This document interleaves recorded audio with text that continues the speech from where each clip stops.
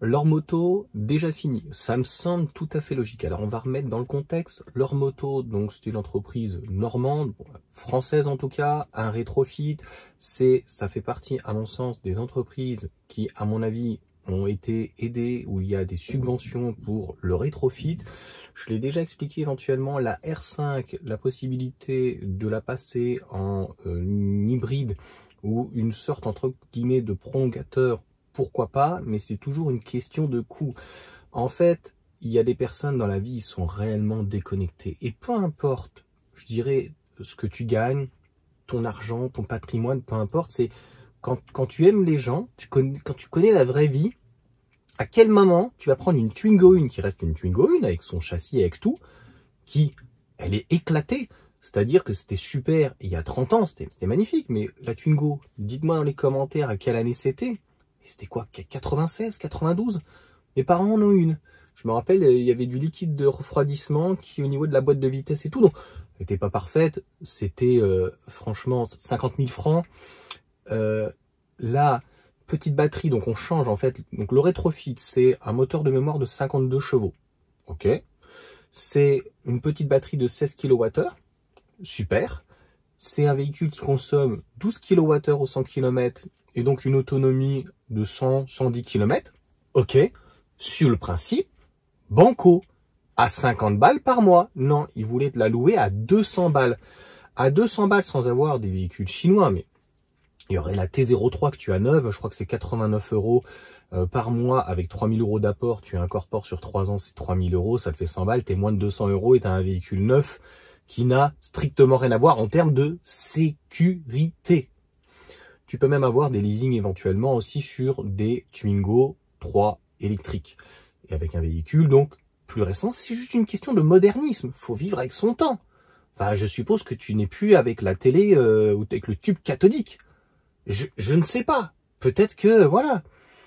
Moi, j'ai une vieille télé que j'ai gardée qui est au plasma. Je vois pas l'acheter. Ça ne veut pas dire jeter ou gaspiller. Là, ça veut dire qu'à un moment donné, il faut vivre avec son temps. Puis une Twingo, je dirais, qui a fait 10 à 20 000 km par an, au moins 10 000, au bout de 30 ans, ça fait 300 000. C'est pas mal pour le gaillard. À un moment donné, en fait, il y a un cycle. Il y a un cycle de vie, c'est comme ça. Il y a un début, il y a un milieu, il y a une fin. Bon, bah, des sociétés comme ça, il y a un début, il y a une fin directe. Parce que, concrètement, il y a absolument aucune corrélation. Alors, on ne pourra pas parler forcément de la R5, mais surtout que par rapport à l'autonomie et par rapport au nombre de kilomètres et par rapport à toutes ces toutes petites batteries, eh bien, concrètement, voilà, ça aurait dû être 50 balles et à 200 balles, mais t'as tellement de possibilités. Déjà, les gens ont du mal à passer à la voiture électrique. Qu'est-ce que veux qu'ils mettent 200 balles dans un véhicule qui est pas du tout polyvalent? Enfin, 200 balles, j'avais fait tellement de vidéos. Il y avait des Moka. Il y a eu, à un moment donné, à 300 balles, t'avais des modèles 3. Mais t'as des Mégane avec la batterie de 40 kWh quand même, en termes d'incrément de conduite. Entre une Mégane E-Tech de 2024, 2025 et une petite Twingo. Je l'aime bien, la Twingo, mais 50 balles. Donc, c'est rétrofit. La question qu'il faut se poser finalement, à qui ça intéresse, à qui profite le crime. Donc moi je n'y crois pas. À un moment donné, un véhicule qui est rincé, que son moteur il est mort, rincé, et que la voiture valait que dalle, de toute façon elle valait zéro, c'est déchetterie, c'est recyclage. Ça va donc épave et ça, voilà. Le rétrofit ne peut éventuellement qu'exister si, par exemple, je vous donne un exemple, Porsche. Tu as une Porsche 911, tu as une Boxster. Déjà, tu ne fais pas de rétrofit si le moteur, il est bon. À un moment donné, tu as une bagnole qui a encore une valeur de 20-30 000 €, mais le moteur, il est mort. Bon, possibilité de réparer des moteurs, on peut éventuellement faire de l'échange standard, mais tu as ton moteur qui est mort, tu as ta boîte de vitesse qui est morte, la voiture, elle est quand même un peu raide, bref, il n'y a pas eu toujours la révision. La carrosserie est bonne, elle est pas rouillée, le véhicule est bien. Bon. Tu te dis pourquoi pas, je la vide, je mets une batterie, mais on voit bien que faire de l'adaptable, une Twingo mettre 16 kWh, c'est compliqué. Alors qu'aujourd'hui, la moindre petite micro-citadine t'offre des batteries de 30 à 40 kWh. Et je te parle même pas de BYD ou d'autres chinoises ou n'importe quoi. À 200 balles, mais à 249 € sans apport, t'as une MG4. Quand même. Il y a une réalité économique. Donc voilà, j'espère que ça n'aura pas bouffé, s'ils ont eu, je ne sais pas. laissez-moi un commentaire s'il y en a qui en savent plus, parce que ça ne m'intéressait pas. Je ne voyais pas d'avenir. Par exemple, Kilo, la bagnole, précommande. Ma femme a dit, non, non, on va pas la prendre maintenant, dans 12 mois et tout. Normalement, voilà, on aura notre garage double. Je pense que au lieu d'une Citroën Ami, on est à 10 000 €, mais après, il faut rajouter quelques petites options. La bagnole, elle est magnifique. Donc même si c'est un peu plus cher qu'une Citroën Ami, quelqu'un qui voudra donc se différencier avec un véhicule a priori qui a un très bon comportement routier, donc Automobile Propre, je crois, avait fait un très très bon retour. J'aimerais bien l'essayer et je pense que de toute façon, une fois que je l'aurai essayé, sans la précommander ou quoi que ce soit, je pense que je vais l'acheter parce que c'est pas déconnant, c'est pas délirant. Si tu veux comparer un véhicule qui sort de l'ordinaire, qui a un comportement routier, qui franchement te donne du plaisir, bah 2, 3, 4 000 € de plus pour un véhicule qui se différencie, tu vois bien que la Citroën Ami, quand elle est un petit peu avec certaines options, etc., t'as vite fait à taper dans les 10 000. Donc, on est, je pense, pour franchement, un petit constructeur qui, en plus, peut remplacer les packs batterie, qui peut remplacer une cellule ou quoi que ce soit, enfin, des modules, etc. Ça a l'air plutôt très intéressant.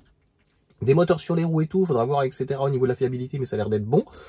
Là, j'y crois. Tu vois ce que je veux dire? Donc, ceux qui me connaissent pas, par exemple, me disent, ouais, il fait que d'immigrer et tout machin. Non, il y a une réalité économique. Je pense qu'il y a de la clientèle parce que quand tu aimes les gens et quand tu connais un petit peu toutes les tranches de la population, les gens qui en ont, des gens qui en ont pas, des gens qui... c'est pas que l'argent, c'est aussi le cerveau, malheureusement, tu vois. 200 € par mois pour une Twingo 1. Peut-être que je suis complètement con, dites-le moi. Peut-être que c'est magnifique. Mais la bagnole, par exemple, voilà, c'est français, ça tient à une idée économique et on monte jusqu'à 15 000 pour certaines versions qui sont éventuellement aussi avec le permis et tout. Je la trouve très belle.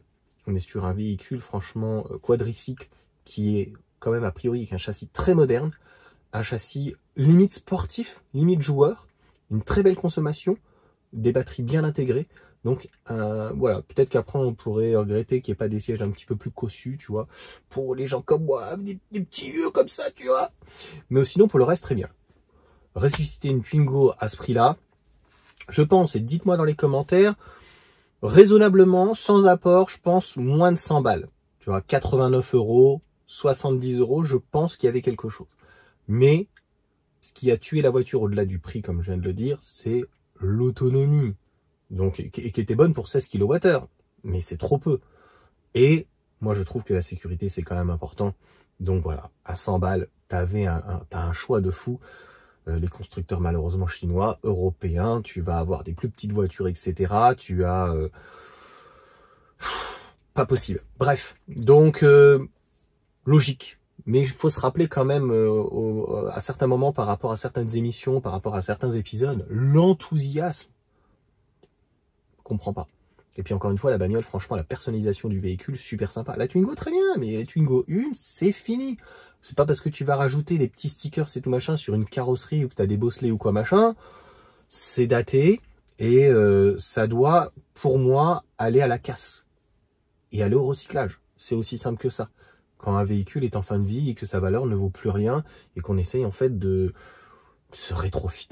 Bon, j'arriverai pas à finir la vidéo parce que je trouve ça, mais en fait, je me dis, à quel moment tu as ce projet-là et tu te dis, je vais vendre à 200 balles par mois une Twingo claquée au sol. En fait, elle est où la clientèle? La demande, elle est où? Dis-moi qui irait acheter ça. Même pour les Blue Car, les Bolloré, je crois, ils les ont claqués à 2-3 000 €. Qui? Donc, pour le reste en tout cas, l'analogie sur d'autres petits constructeurs éventuellement en avenir. Là, franchement, c'est pas du promotionnel, je m'en fous. Mais Kilo, la petite bagnole, franchement, il y a, à mon avis, un très beau potentiel avec un bon rapport qualité-prix. Et je pense que voilà, c'est un véhicule que je prendrai, que je verrai où je peux garer, etc. Très intéressant. Je ne sais plus si c'est des batteries LFP. Par contre, là, c'est pas mal d'avoir une batterie de 16 kWh en LFP avec une petite consommation. Ça veut dire que ça te fait, en termes de cycle, pratiquement 400 000, 500 000 km. Donc, c'était plutôt malin, réfléchi, mais il y a une réalité économique. Et les gens, en fait, qui auraient pris une Twingo comme ça, encore une fois, 50 balles. Voilà pour cette petite vidéo, et puis bah, j'espère qu'il y aura d'autres constructeurs ou de petits constructeurs qui auront des idées, mais un petit peu plus malignes et qui, avant de faire un projet comme ça, se lancent comme ça, ou des aides et subventions peut-être gâchées, eh bien, quand même, qu'il y ait une réalité économique. Parce que sinon, fermeture. Allez, ciao à tous!